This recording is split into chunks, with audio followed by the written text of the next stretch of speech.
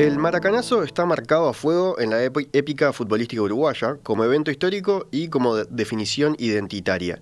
Al otro mundial, el de 1930, aunque se cante con optimismo vamos a salir campeones como la primera vez, lo tenemos quizá menos presente. Sí, es conocido que la final fue con Argentina, en un recién estrenado Estadio Centenario, que en el equipo despuntaban figuras de la época como el mariscal Nasazzi, el mago Héctor Scarone, pero ya el propio hecho de que se haya jugado en territorio uruguayo debería llamar la atención. ¿Por qué se jugó en Montevideo el primer torneo mundial de selecciones de la FIFA? ¿Y qué características tuvo? ¿Se parecía ese estilo de jugar a lo que luego asociamos con el fútbol uruguayo?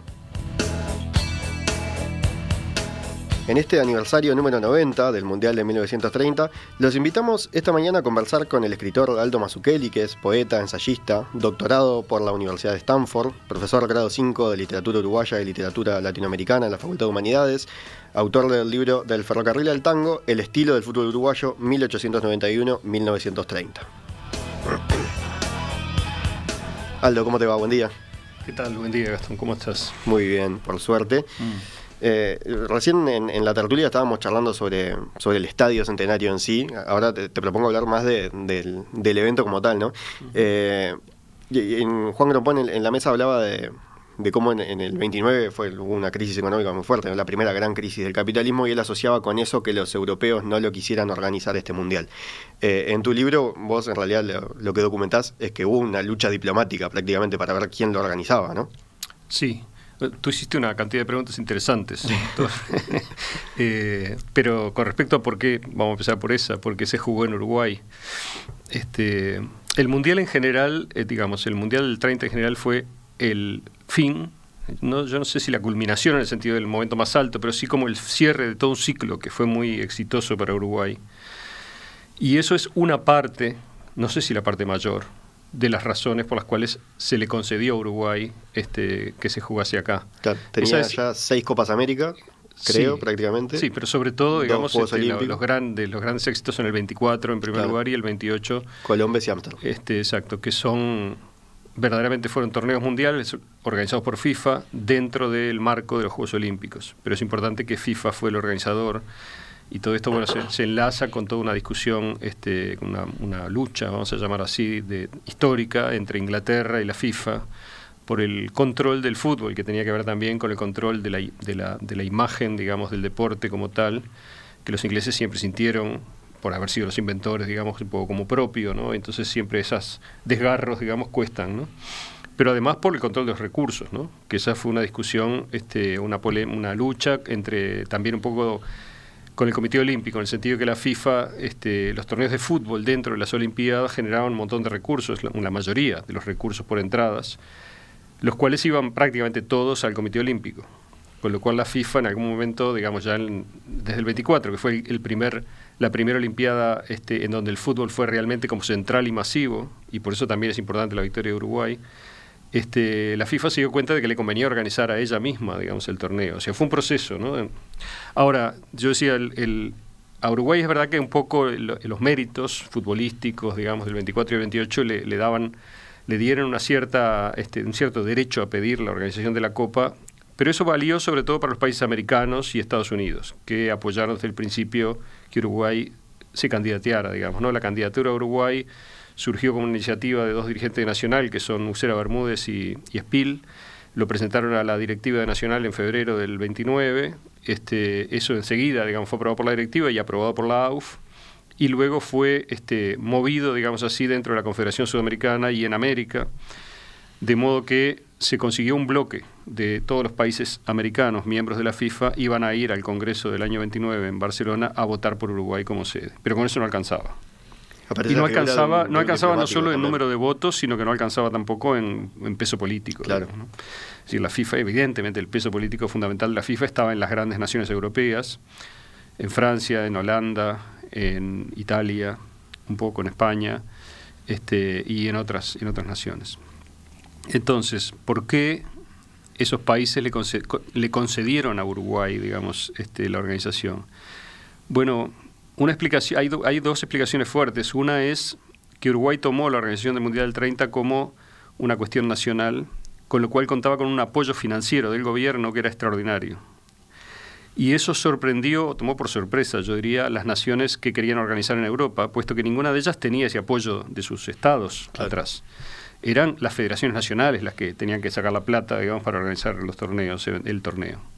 En cambio, Uruguay fue con una propuesta económica completa, digamos, que pagaba los pasajes, que pagaba viáticos, que cubría todos los gastos, ¿no? Y que además le daba ganancia a la FIFA, una vez cubiertos los gastos. Con lo cual, eso fue una primera sorpresa. Pero en realidad yo creo que una de las razones fundamentales es esa cosa que pasa a veces en política en donde A no quiere que gane B y B no quiere que gane A, con lo cual gana C, digamos. Eso fue lo que pasó. Es decir, había un bloque de naciones... Siempre el Estado tapó en Uruguay, ¿no? Había un bloque de naciones liderado por Italia que contaba con las naciones de lo que llamaba Europa Central, digamos, el eje posteriormente, Austria. digamos, Austria, Checoslovaquia... Sobre todo me refiero a las naciones que eran importantes futbolísticamente, Hungría, Checoslovaquia, Austria, y Italia, por supuesto, una gran nación futbolística en ese momento y probablemente la más fuerte de Europa. Suiza, que ya desde el principio quería organizar una especie de copa de Champions League, digamos, ¿no? Antes de que se organizase la Champions League, tuvo la idea de organizar un torneo de equipos europeos en Ginebra y se iba a jugar ese verano, el verano del 30, con lo cual Suiza desde el principio dijo que no tenía interés ninguno en el Mundial, ni en apoyar la idea, ni nada. Y después del otro lado había otro bloque, había otras naciones que querían organizar, Suecia, Francia, obviamente, que ni siquiera lo dijo, pero obviamente se sentía como el lugar natural para la organización por su liderazgo en la FIFA, Bélgica, y bueno... y España, que jugó un poco feo. Entonces, la figura fundamental es Enrique Eduardo Buero, que es un diplomático uruguayo increíblemente olvidado por el fútbol uruguayo. Es una figura absolutamente capital para todos aquellos años. Él fue el que afilió a Uruguay a la FIFA definitivamente y de manera directa en el año 23. Él fue, digamos, el que... hizo posible la ida a Colombes y que estuvo alrededor de toda la ida a Ámsterdam también, y él es la figura fundamental para conducir la asamblea, como vicepresidente de FIFA, ¿no? La asamblea del año 29, en la cual terminó increíblemente con la aceptación de Uruguay. Hay una serie de vericuetos que sería largo de explicar acá, pero él, primero logró que se aprobase el esquema económico que Uruguay proponía, contra el cual los otros no podían competir, y luego, al ver los italianos que no podían ganar, digamos, la candidatura, los italianos, inesperadamente para el otro bloque, terminaron apoyando la candidatura de Uruguay, con lo cual Uruguay obtuvo los votos y, en un momento uno de los delegados... se paró y dijo, votemos ya, y se votó por unanimidad Uruguay, y así salió. Pero luego la prueba de que lo que estoy diciendo es cierto, de que los otros no querían, digamos, esa candidatura, es que no vinieron. Claro. Pero no solamente no vinieron, sino que hubo un boicot activo durante muchos meses en Europa, encabezado un poco por Italia, al cual se plegó España, lo cual fue muy doloroso para los uruguayos, ¿no? Porque los uruguayos estaban seguros de que España e Italia iban a venir. Holanda, donde Uruguay había ido a competir, estaban seguros que iba a venir. Francia, ni que hablar. Francia vino finalmente. Pero hubo que convencerla. Y el primer país europeo que recién aceptó, creo que fue el 30 de mayo. O sea, un mes antes de que empezara el campeonato, recién se anotó Bélgica. O sea que hay que pensar que Uruguay, habiendo estado construyendo el estadio con un gran esfuerzo y demás en un tiempo récord, un mes y pico, por un mes y medio antes de que empezara el campeonato, no sabía si el campeonato no iba a ser una especie de torneo americano, digamos, claro. ¿No? O sea, sin ningún europeo, ¿no? Sí, al final vinieron cuatro, ¿no? en asiáticos o por ahí. Sí, Egipto que había participado en las Olimpiadas y era el equipo africano, vamos a llamarle así, digamos, que participaba activamente en esa época en FIFA. También a último momento se decidió a venir, pero no llegó. O sea, perdió el barco y, finalmente Uruguay desestimuló que viniera porque ya no llegaba. Ese es otro tema que a mí me resulta muy pintoresco, cuando se ven las fotos del estadio, ¿no? Y se ve toda la gente con boinas y todo, y también hay que pensar que que para los europeos tenían que venir en barco durante un viaje de semanas, si no meses, ¿no? 3 semanas. 3 semanas. Sí, no era tan largo en ese momento todavía. Bueno, pero igual era. Pero era. Claro, y que incluso el parte de esta cosa económica que tenía que pagar Uruguay tenía que mantenerle a los jugadores mientras estaban en el barco, ¿no? Porque... No solamente eso, sino fíjate que eso que decís del viaje es muy importante porque fue una de las excusas, digamos, eso que se decía de la crisis. O sea, sí es verdad que la crisis del 29 fue como un dominó, ¿no? Fue pegando en diferentes economías y la fue tumbando, no fue una cosa, un relámpago de octubre del 29, pero fue esparciéndose, digamos así, por el mundo.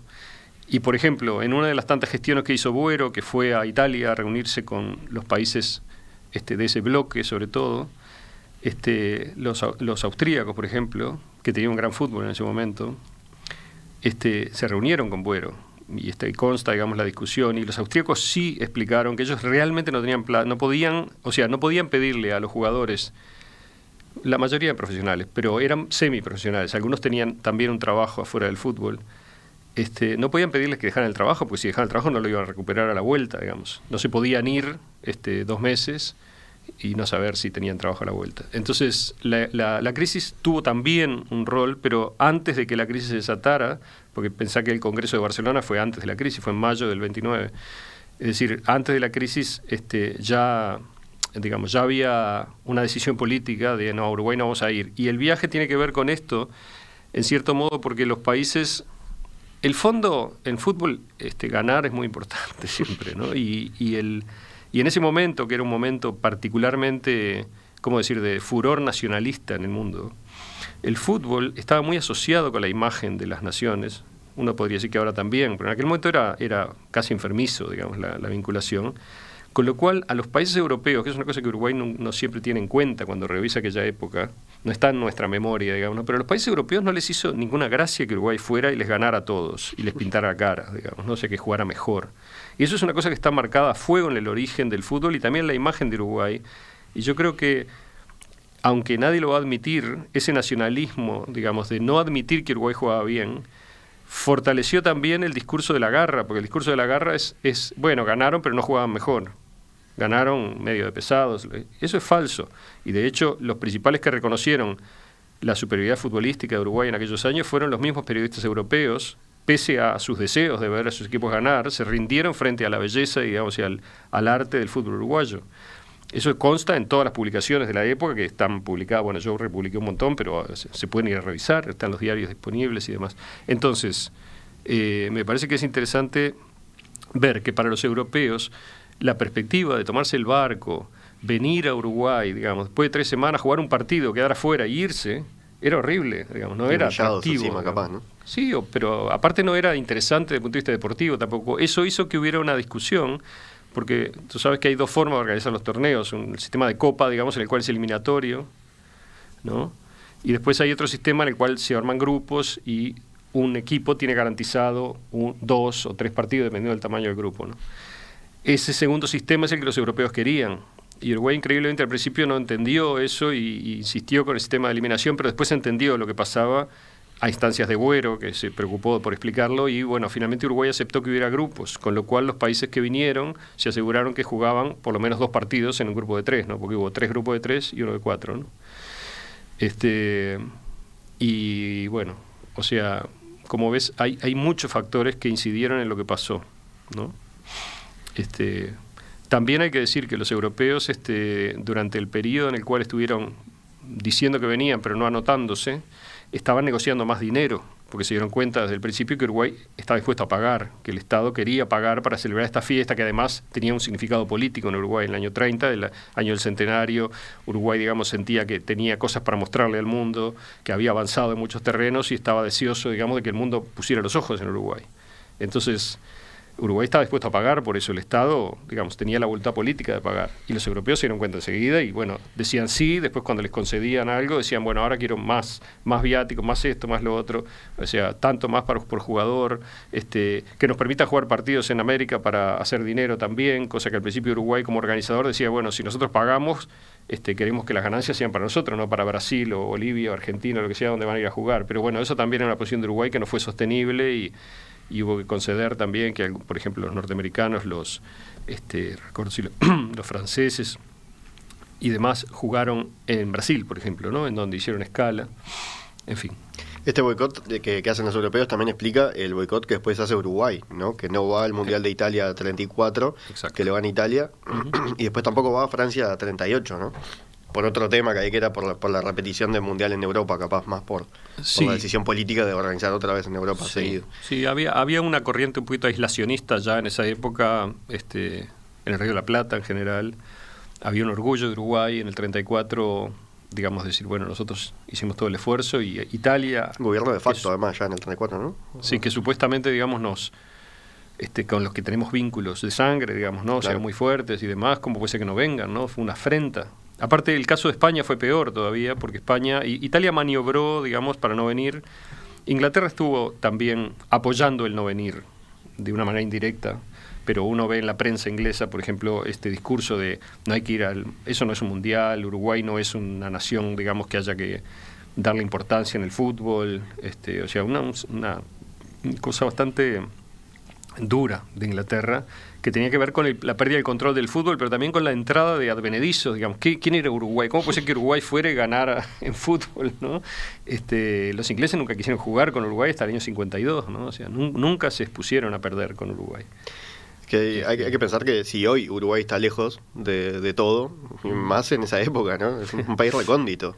Sí, pero al mismo tiempo un país exitoso dentro de su dimensión, digamos, y con menos distancia relativa, en términos, por ejemplo, económicos y poblacionales y demás, en aquellos años de los que tiene ahora, ¿no? Con lo cual, yo creo que Uruguay era relativamente más grande en los años 20 porque los otros eran más chicos también. La brecha no se había ensanchado tanto en algunos aspectos.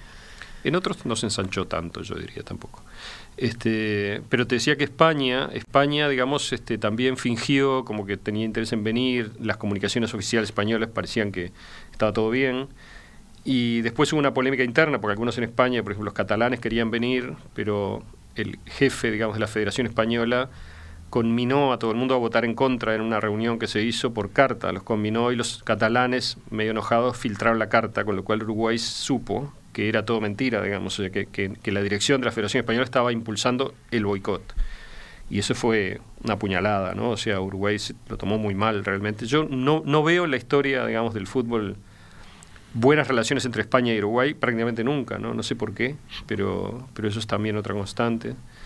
Hay una especie de tirria ahí que no sé. En fin. Yo mencionaba recién algunos nombres, ¿no?, importantes de aquella época. Yo hace un ratito, creo que en la mesa, creo que era Val que decía que él es hincha de Peñarol. Yo soy hincha de Nacional y muchos de los nombres los conozco por haber leído la historia de Nacional, que en esa época, y vos incluso lo decís en el libro, que en la primera mitad del siglo Nacional es más dominante, en la segunda más Peñarol. Y muchos de los jugadores, si bien Nasasi todavía no ha jugado en Nacional, todavía era ídolo de Bellavista, ¿no? Pero muchos de esos jugadores, que son, yo los conocía ya por ese lado, pero son, aún hoy son históricos. O sea, Scarone no solo tiene una tribuna a su nombre en el Parque Central, hasta el 2011 era el mayor goleador de la historia de la selección uruguaya, y todavía tiene un récord, ¿no?, que es un 5-0, o 5-0 no, pero que haber hecho 5 goles en partido, sí. Después José Leandro Andrade, que se convirtió también un poco en un mito, Perucho Petrone, que era que le pegaba muy fuerte a la pelota, el Manco Castro, el Vasco Sea, o sea, jugadores que marcaron historia en esa época. La cuestión es que Uruguay tenía un cuadrazo, a eso voy, ¿no? Y venía de ganar estos dos Juegos Olímpicos, que hoy en día un poco los consideramos como mundiales. Y vos citás a un cronista francés de la época, que es, no lo voy a saber pronunciar bien correctamente el nombre, pero Gabriel Hanot, que escribe sobre las Olimpiadas de Colombes, sobre el partido Uruguay-Francia, concretamente, en que Uruguay hizo 5 goles. Dice: los uruguayos, esos artistas, esos prestidigitadores del fútbol, aplicaron la ley del mínimo esfuerzo. Los franceses, que tienen aún mucho que aprender, debieron, para resistirlos, entregarse sin cálculo. Y dice después: yo reconozco el valor extremo del equipo uruguayo, creo incluso que aman demasiado la pelota y que no es sin remordimiento que la alejan de sí al patear. O sea, uno lee eso hoy y dicen, es mentira. Claro. No lo asocia con el fútbol uruguayo, ¿no? Yo pienso que el fútbol uruguayo siempre, hasta el día de hoy, es un fútbol técnicamente muy, muy competente, vamos a llamarlo así, ¿no? Los jugadores uruguayos son muy buenos técnicamente en cualquier estándar. Por eso Uruguay es un exportador de futbolistas, sí, claro. No hay duda de eso. Triunfan más, se ve más eso en otros cuando se van a Europa, ¿no? Quizás. Claro, pero fíjate que la cantidad de futbolistas uruguayos que han ido a Europa y que les ha ido bien, a algunos les ha ido increíblemente bien, como a Suárez, a Forlán, digamos, y otros, ¿no? En otras épocas. Bueno, el primero que fue Scarone, ¿no? Que fue comprado por el Barcelona, aunque luego, por una cuestión administrativa, vamos a llamar así, decidió volver, digamos, y no debutar oficialmente, aunque estuvo casi una cantidad de meses, no sé si un año, digamos, en Barcelona, pero decía que el fútbol uruguayo técnicamente siempre fue muy competente y en materia de estilo ha ido teniendo diferentes fases o épocas que se mezclan. O sea, todos conocemos en cualquier época equipos o jugadores, digamos, que trataron de cultivar un estilo, digamos, espectacular de fútbol, y al mismo tiempo hay una época del fútbol uruguayo, que son sobre todo los años 60 hasta los 90, yo diría, en donde el fútbol abandonó un poco la posesión de pelota, digamos, y empezó a jugar más de contragolpe y a jugar con pases largos, digamos, y demás, ¿no? Pero sería un error pensar que esos años corresponden a toda la historia del fútbol uruguayo. Incluso ahora yo diría que la selección de Tavares, esta última fase, es una fase mucho más de posesión, digamos. Eso depende de los jugadores que tenés y que podés generar a un nivel determinado, ¿no? Y en este caso, Uruguay tiene ahora jugadores en el medio campo que no tenía hace 10 años, simplemente. Entonces, yo pienso que Tavares es un gran seleccionador en el sentido de que no solamente generó una cosa que ya existía en los años 20, que es que los argentinos, sobre todo, sufrieron con Uruguay, porque los argentinos, si bien siempre tuvieron grandes generaciones de jugadores, nunca tuvieron un equipo consolidado en los años 20. Es decir, cambiaban permanentemente los jugadores. Hay pocos jugadores que se repitan desde el año 24. Bueno, en el 24 Argentina no jugó la Olimpiada, pero el 28 y 30 el capitán se repite, hay un par de jugadores, pero la mayoría es un equipo nuevo, el del 30. Y los argentinos mismos se autocriticaban eso, diciendo, nosotros somos un caos, tenemos grandes jugadores, nadie sabe quién va a jugar, quién manda, cuál es el orden, cómo nos combinamos. En cambio, Uruguay hace 7 años que viene jugando los mismos, con las, digamos, agregados necesarios, porque algunos jugadores perdieron su forma, digamos, y salieron, sobre todo en el 30, ¿no?, de la selección. Pero Uruguay era un equipo, y yo creo que Tavares ha logrado que la selección sea un equipo también. Y a Argentina le sigue pasando lo mismo. Y en cierto modo sí, ¿no? O sea, hay una competencia tan alta que genera una especie de renovación que hace perder estabilidad y forma de equipo a la selección. Y yo creo que en Uruguay eso es algo que Tavares entendió o intuyó, digamos, con mucha claridad. Y fíjate que hay jugadores que son titulares de la selección de una manera relativamente independiente de cómo está yendo en sus equipos. Los grandes, digamos, jugadores, Godín, no sé, Suárez, Cavani, son titulares de Uruguay, siempre que estén sanos, digamos, y eso no quiere decir que siempre están en su mejor momento en sus clubes, ¿no? Entonces, algo parecido pasaba en los 20, o sea, Nasasi, Scarone, la columna vertebral del equipo, a la cual se agregó Lorenzo Fernández en el 28, que jugaba en el Capurro y que después después de la Olimpiada pasó a Peñarol, y en el 30 jugaba en Peñarol, y Gestido, que ocupó un lugar que siempre había sido flojo en Uruguay, que era el del lateral izquierdo, digamos, o sea, el half izquierdo se llamaba en esa época, pero era esa posición. Históricamente débil aún hoy, el lateral izquierdo. Bueno, esos dos agregados que se estabilizaron en el 28 y en el 30, digamos, pero vos, la delantera, lo que pasó fue que Petrone se lastimó, pero si no, Petrone habría sido el 9 del 30 también. Lo que pasa es que Petrone tenía una salud muy frágil.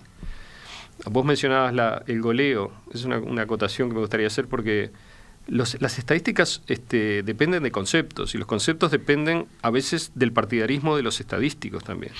Es decir, por ejemplo, ¿cómo se compara el goleo de un jugador de los años 20 con el de hoy, jugador de hoy? Yo creo que la única forma justa de compararlo es goles por partido oficial jugado, ¿no? O por partido jugado. No cantidad bruta de goles. ¿Por qué? Porque hoy se juegan muchos más partidos en la selección que en los años 20. Hay muchas más oportunidades entre los amistosos, los amistosos oficiales, vamos a llamarlo así, los partidos por los puntos. Hay muchísimas más oportunidades de un Cavani, Suárez, lo que sea, de acumular goles en una cuenta bruta que de los que tenía Petrone. Pero si uno mira el goleo de Míguez o de Petrone, y lo compara con el de Suárez Petrone es el máximo goleador por partido de Uruguay por kilómetros, ¿no? O sea, tiene una cantidad de goles anormalmente grande, y Míguez es un goleador también anormalmente, digamos, grande en términos de goles por partido. O sea, yo siempre diría, yo la hago en mi libro, ¿no? Diría que esa es la estadística justa, ¿no? Comparar goles por partido. Y también, bueno, también habría que ver los títulos que ganó cada uno, ¿no? Porque yo digo, Scarone ganó 3 mundiales, ¿no? O sea, es muy difícil comparar, y era claramente el jugador eje de toda esa generación. Era el mejor jugador del mundo en ese momento, el eje de la generación, no había discusión sobre eso. Ahora, después con la polémica de los años 60, en donde baja la importancia política de Nacional y sube la importancia política de Peñarol, también se rehace el relato sobre la historia. Y en ese relato nuevo, que es más peñarolense que tricolor, digamos, en los años 60, se busca levantar más, digamos, el protagonismo de Peñarol y de los jugadores de Peñarol. Y de Maracaná, entonces. Y por eso Maracaná también, digamos, recibe esto no quiere decir que Maracaná no haya sido importantísimo, sin duda lo fue. Pero hay una lectura política, digamos, ¿no? Tanto estadística como de jugadores y demás. Son relatos que se van armando y que se van sucediendo, ¿no? en el tiempo.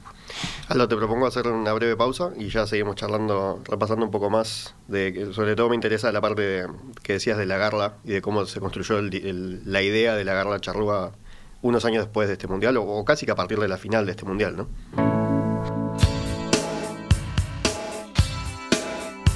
Y estamos recordando el aniversario número 90 del Mundial de 1930, el primer Mundial que ganó Uruguay, según cierto discurso, el tercero, en realidad no, porque los Juegos Olímpicos del 24 y el 28, que también los organizaba la FIFA, tienen como, al no haber otro campeonato de la misma estatura, nos gusta pensarlos como mundiales, pero bueno, el primer mundial oficial fue el del 30. Y estamos con Aldo Mazzucchelli, que en su libro Del ferrocarril al tango narra todo el ciclo desde el origen del fútbol uruguayo, 1891, el nacimiento de los primeros clubes, iba a decir profesionales, pero no eran profesionales en aquella época, de los primeros clubes en el 91, hasta 1930, con este mundial que cierra como un ciclo muy exitoso para Uruguay. Estábamos hablando recién, Aldo, de la parte más diplomática y política de cómo se llegó a que este torneo se jugara acá en Montevideo, y también recordando el cuadro que tenía Uruguay, que aún así en la final, que fue con Argentina, no llegaba como el favorito, ¿no? Llegaba Argentina, que también han jugado la final del 28 en los Juegos Olímpicos de Ámsterdam, ¿no? Los argentinos siempre se proclamaron como favoritos, ¿no? En todas las finales, y probablemente les haya jugado un poco en contra de eso en algún sentido, sobre todo porque generaba una expectativa en la gente, en Argentina sobre todo, muy alta. Y bueno, en el 28 pasó otras veces también en Copas América y demás, pero en el 28 pasó eso con mucha intensidad, porque Uruguay tuvo un camino en el 28 muy difícil para llegar a la final. Tuvo que ganarle a los 3 equipos principales de Europa: Holanda, Alemania e Italia. Y yo diría que en ese orden, digamos, cada vez más difícil, ¿no? Argentina jugó, no sé, con Egipto, con Estados Unidos, no me acuerdo. O sea, tuvo un camino con Bélgica, un camino mucho más suave. Y bueno, llegó goleando, ¿no? Entonces los argentinos creyeron que eso significaba que eran inmensamente favoritos. Y eran en realidad 2 equipos muy parejos, los 2 equipos mejores del mundo seguro en aquella época. La primera final del 28 terminó empatada y la segunda la ganó Uruguay con el famoso gol de Scarone, de Tuya Héctor, digamos, ¿no? Una volea entrando al área de primera, cruzada, que le dio el título del 28. Y bueno, los argentinos reconocieron que Uruguay, que había sido 2 partidos preciosos, parejos, se lo dicen todos los cronistas de la época. Tuvieron que jugar 2 porque el primero empataron, tuvieron que jugar un segundo desempate, porque primero, aún con alargue, no se decidió. Y bueno, por eso el 30 tenía además el condimento de que era la revancha del 28. Y los argentinos eran plenamente conscientes, ya en el 24 lo fueron. Argentina sufrió no haber podido ir a Colombes, porque Argentina tenía un cisma igual que Uruguay, igual que Brasil, igual que Chile, igual que Paraguay, lo cual revela que había una especie de movida internacional, digamos, por debilitar a la FIFA y generar cismas en América Latina, respaldados por Inglaterra. Acá en Uruguay era la Federación Uruguaya de Fútbol, claro, con Peñarol. Y los países afiliados a la FIFA tenían el derecho de competir en las Olimpiadas porque las organizaba FIFA, los torneos de fútbol, ¿no? En la Olimpiada, y por eso Uruguay, pese a la oposición interna de la Federación y de Peñarol, fue al 24 Y bueno, cuando Uruguay fue al 24, hizo lo que hizo, ganó y demás, la discusión interna quedó saldada, porque nadie se iba a poner en contra de la Celeste que había ganado el torneo del 24, o sea que se recogieron, digamos, las armas y bueno, se buscó la forma de salir del lío y se salió al año siguiente, ¿no? Con un laudo presidencial. En Argentina no pudieron resolver el problema en el 24 y en Argentina, a diferencia de Uruguay, la oficialista, digamos, de las dos facciones era la menos poderosa.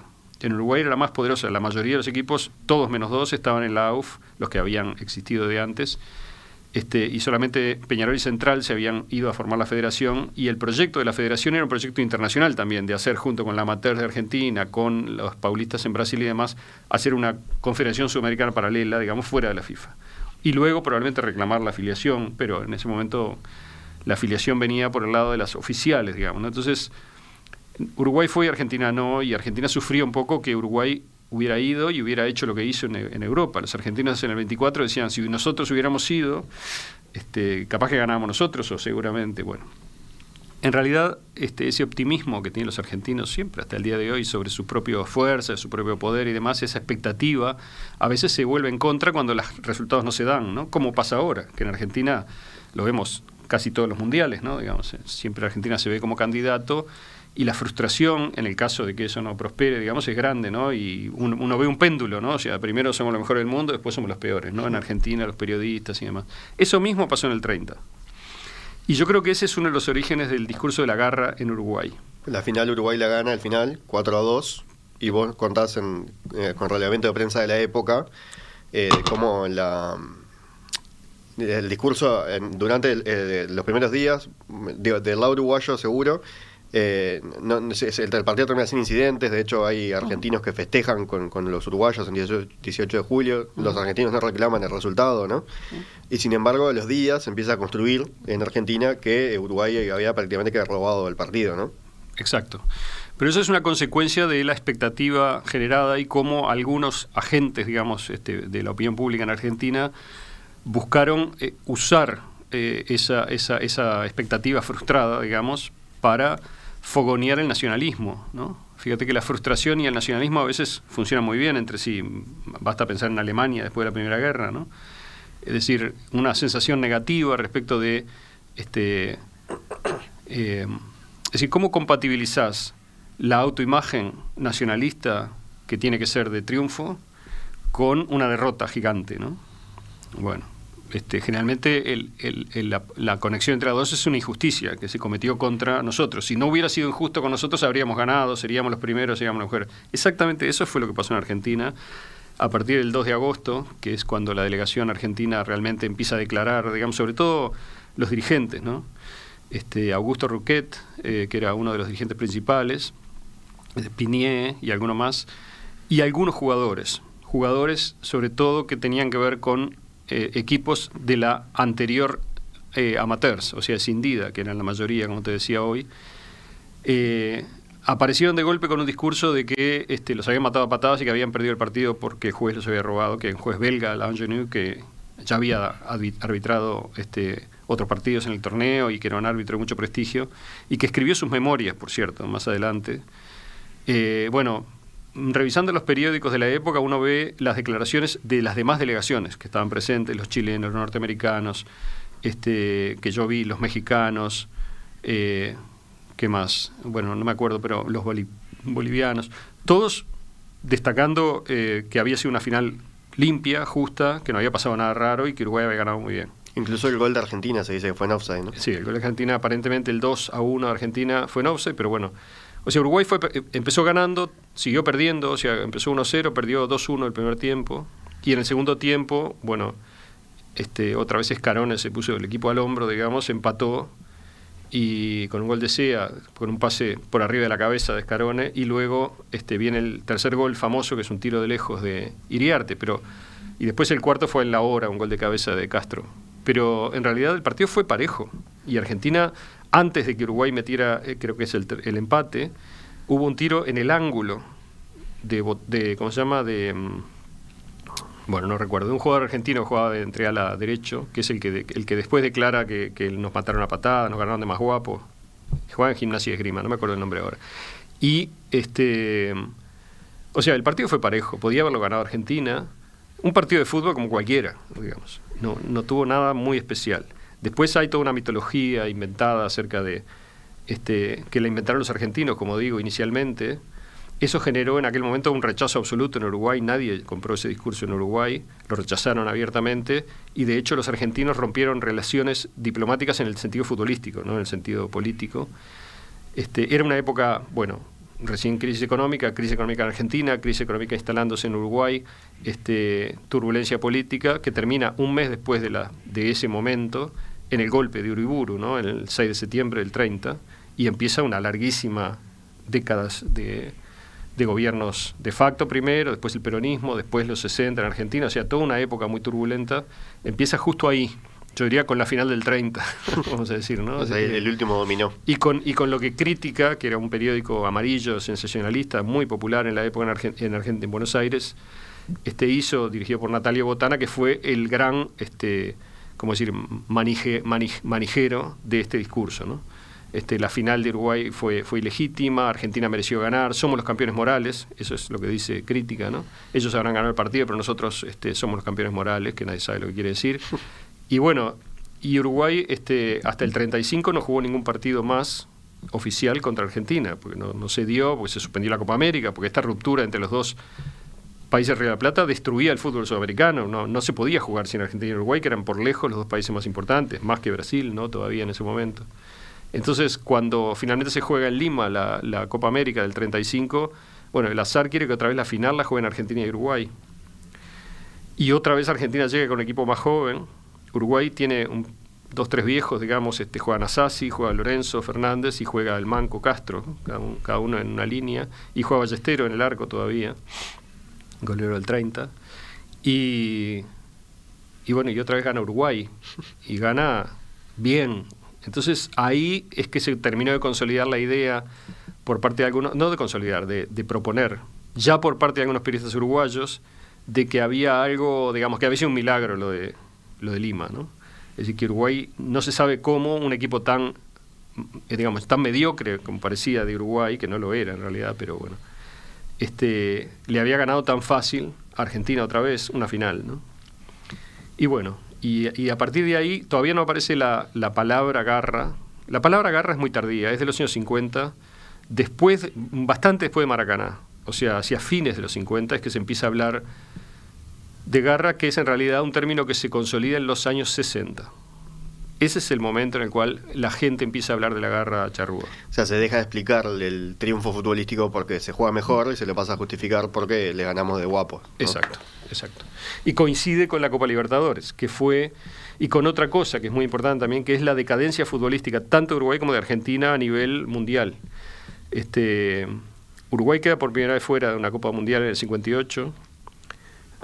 Paraguay le hace 5 goles en la eliminatoria, que en esa época eran 2 países nomás.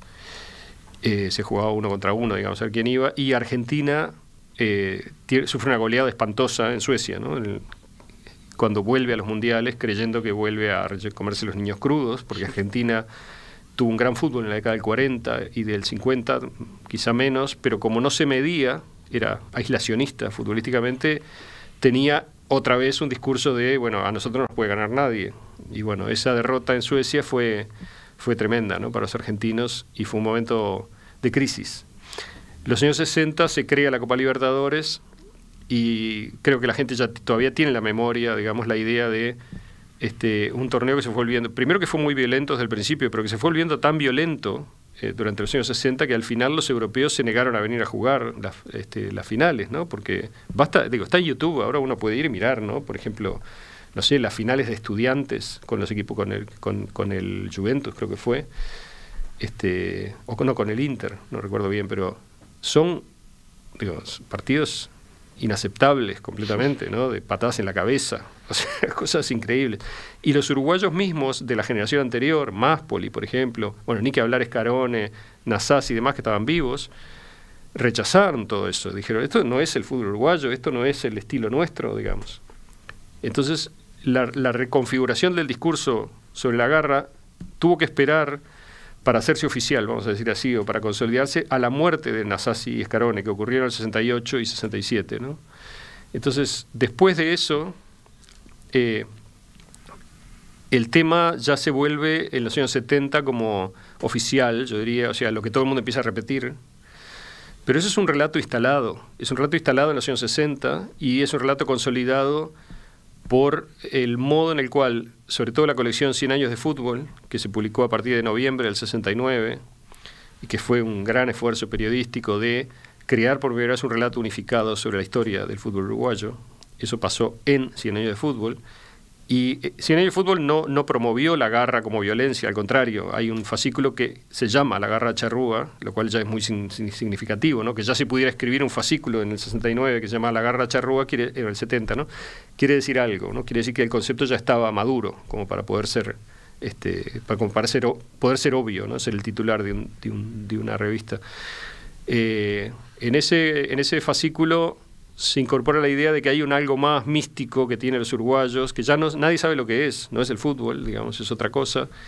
Y eso es lo que ha quedado, yo diría que hasta el día de hoy mucha gente lo repite todavía, considerando que eso fue lo que le dio a Uruguay las victorias. O sea, hacen un discurso y lo aplican retrospectivamente, sin ir a mirar los datos, a lo que pasó en el 24, 28, 30 y 50.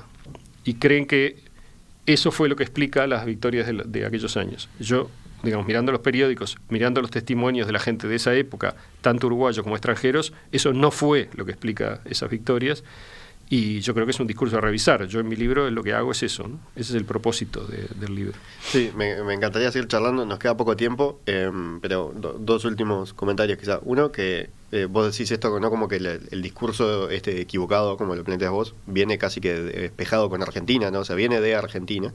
Y me hiciste acordar a la Copa América del 2011, cuando Uruguay elimina a Argentina, en un partido que el primer tiempo es bastante feo, pero el segundo tiempo es muy peleado. O sea, Uruguay juega bien ese partido, con Suárez en modo Dios. Y después Fernando Niembro hace un editorial famoso, que era Decepción, Falencias y Frustración, si mal no recuerdo, que estamos todos los uruguayos mirándolo.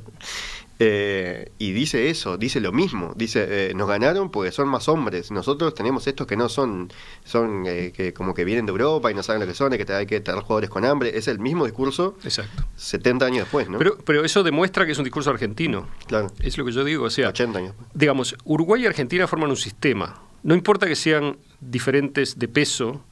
Hay una cosa que es el Río de la Plata, que siempre fue una cosa. Somos dos naciones, tenemos diferencias, pero hay algo en común, y cuando hay un sistema, ninguna parte puede tocarse que no toque a todas las demás. Entonces, ¿cómo puede hacer Argentina para tener un discurso de historia futbolística en el cual Uruguay sea tan importante, digamos? No sé si me explico. Es decir, Uruguay ganó más Copas América que Argentina. Uruguay ganó 2 mundiales, 2 Olimpiadas, en un momento en el cual el fútbol se estaba consolidando en el mundo y que fueron la propaganda en el mundo del Río de la Plata. Los ganó Uruguay los 2, las Olimpiadas. Entonces Argentina tiene que elaborar un discurso para explicar eso. Es el discurso de ellos. Nosotros somos mejores futbolísticamente, pero ellos tienen algo que no sabemos lo que es, que ganan. Eso sería la versión argentina, que después Uruguay la adopta. Pero Uruguay la adopta porque justamente Argentina tiene un poder de generar discurso infinitamente superior que Uruguay. Así como miramos los programas argentinos o se pegan las modas argentinas en Uruguay, también los discursos argentinos se pegan en Uruguay. Con lo cual, el imaginario de Uruguay está fortísimamente influido por el argentino, hasta el punto que Uruguay tiene que ser reactivo respecto a Argentina a veces. Eso que dicen, no nos quieren, dicen los... Bueno, pero también Uruguay tiene que defenderse de alguna manera, digamos, de la influencia de Argentina, para seguir siendo algo distinto, ¿no? Entonces, en cierto modo, el Uruguay adoptó el discurso que Argentina le dio, yo creo, en términos futbolísticos, y yo creo que es un problema para Uruguay, es un error, ¿no? Decía, otro ejemplo es Gardel, ¿no? Sería otro ejemplo para discutir esto, pero también es un ejemplo en el cual el discurso argentino, el poder discursivo de Argentina, influye en el concepto que los uruguayos mismos tienen de sí mismos, ¿no? Ahí ya tenemos que cerrar, pero ya hay toda una discusión súper interesante para darle cómo todo esto también forma las dos identidades de los dos países, ¿no? Claro. Cómo nos separa, y no solo en el fútbol, sino en otras cosas, ¿no? El tema de la garra charrúa aparece en otros ámbitos de la vida. Exacto. Aldo Mazzucchelli, autor del Ferrocarril al Tango, el estilo del fútbol uruguayo 1891-1930. Muchísimas gracias por esta charla esta mañana. Muchas gracias a ti. Hasta luego.